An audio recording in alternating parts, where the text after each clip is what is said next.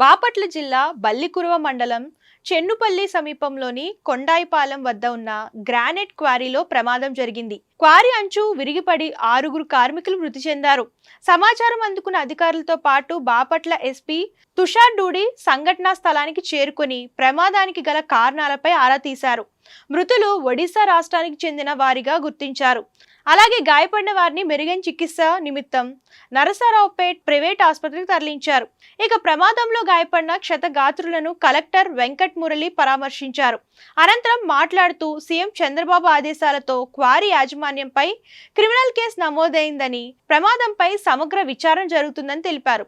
బల్లికురవ మండలంలో కొనిదేన అనే విలేజ్లో గ్రానైట్ క్వారీలో మరి దాదాపుగా 16 మంది వర్కర్స్ పనిచేస్తున్నారు. ఉదయం నుంచి వాళ్ళు రెగ్యులర్గా చేసే యాక్టివిటీస్ డ్రిల్లింగ్ చేసుకోవడం, స్టోన్ కట్ చేయటం లాంటి రోజువారీ కార్యక్రమాలు వాళ్ళు చేసుకుంటున్నారు.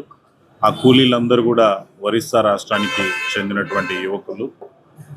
మరి అక్కడ రాత్రి పడినటువంటి వర్షం కావచ్చు, ఆ నీళ్లు సీపేజ్ అనేది రావడం జరిగింది.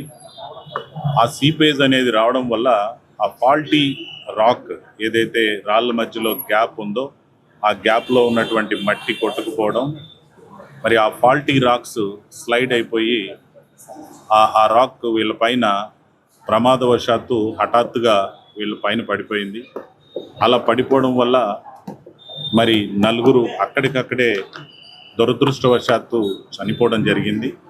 ఒక 2 వైద్యం కోసం నర్సరావుపేట గవర్నమెంట్ హాస్పిటల్కి తరలించినప్పుడు హాస్పిటల్కి వచ్చిన తర్వాత ఆ 2 చనిపోవడం అనేది జరిగింది.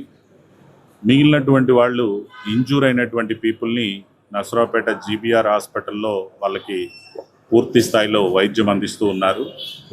వాళ్ళల్లో ఒక అతనికి హెడ్ ఇంజురీతో పాటు కాలు సివియర్గా ఫ్రాక్చర్ అయింది. ఆ కాలు ఫ్రాక్చర్ అయినటువంటి వ్యక్తికి మరి ఆ కాలుని కూడా సంరక్షించడానికి డాక్టర్లు శ్రమిస్తున్నారు. అలా కాని పరిస్థితుల్లో యాంపుటేషన్ చేయాల్సినటువంటి పరిస్థితి కూడా ఉండొచ్చు. అలాగే మరొక వ్యక్తికి కూడా కాలు చాలా సీరియస్ ఇంజురీ అయింది. అతను చాలా రోజుల వరకు పనిలోకి రాలేని పరిస్థితి ఉంటుంది. మిగిలినటువంటి వాళ్ళకి ఒక 2కి స్మాల్ ఫ్రాక్చర్స్ ఉన్నాయి. మరో 2కి స్పైన్కి దెబ్బలు కూడా తగిలి ఉన్నాయి. ఆ విధంగా 8 మంది ఇంజూర్డ్ పీపుల్ జీబీఆర్లో ట్రీట్ అవుతున్నారు. 6 చనిపోయారు. చనిపోయినటువంటి వాళ్ళకి ఒక్కొక్కరికి మనము మైనింగ్ యాజమాన్యం తరఫు నుంచి 14 లక్షల రూపాయలు ఒక్కొక్క వ్యక్తికి చనిపోయిన కుటుంబానికి ఇచ్చే విధంగా honourable chief minister Shri Nara Chandrababu Naidu garu చాలా సీరియస్గా ఈ విషయాన్ని పరిగణలోకి తీసుకున్నారు. ఆయన కలెక్టర్గా నాతో స్వయంగా మాట్లాడుతూ ఎవరిని కూడా ఉపేక్షించేది లేదు, పూర్తి స్థాయిలో విచారణకి ఆదేశించి తప్పు ఎవరిదున్నా కూడా కఠినంగా శిక్షించాలని చెప్పి ఆదేశాలు ఇచ్చారు. నేను మా సూపరింటెండెంట్ ఆఫ్ పోలీస్ ఇద్దరం కూడా అన్ని ప్లేసెస్ని తిరుగుతూ ఇక్కడ ఈరోజు ఇంజూర్డ్ పర్సన్స్ దగ్గరికి రావడం జరిగింది. మరి ఆనరబుల్ సీఎం గారి ఆదేశానుసారంగా క్రిమినల్ కేసు బుక్ చేయడం జరిగింది. దాని దర్యాప్తు కొనసాగుతూ ఉంది. అదేవిధంగా మైన్ సేఫ్టీ డిపార్ట్మెంట్ వాళ్ళు కూడా దీనికి సంబంధించినటువంటి దర్యాప్తు కొనసాగిస్తున్నారు. దాని ప్రకారంగా మనము ఫైనల్గా దాని రిజల్ట్ని బట్టి యాక్షన్ తీసుకోవడం జరుగుతుంది.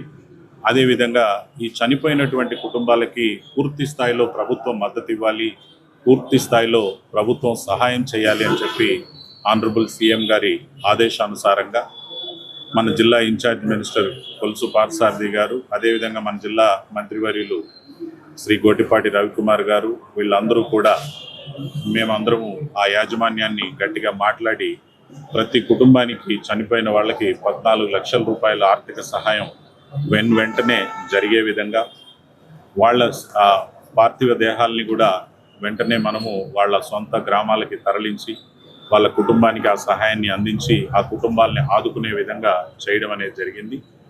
అదే ప్రకారంగా మరి ఎవరైతే సీరియస్గా ఇంజూర్ అయినట్టున్నారో ఈరోజు ఒక అతనికి కాలు చాలా ఇబ్బందికరమైనటువంటి పరిస్థితి నేను ఇప్పుడే చూశాను. చాలా బాధపడుతున్నాను నేను కూడా.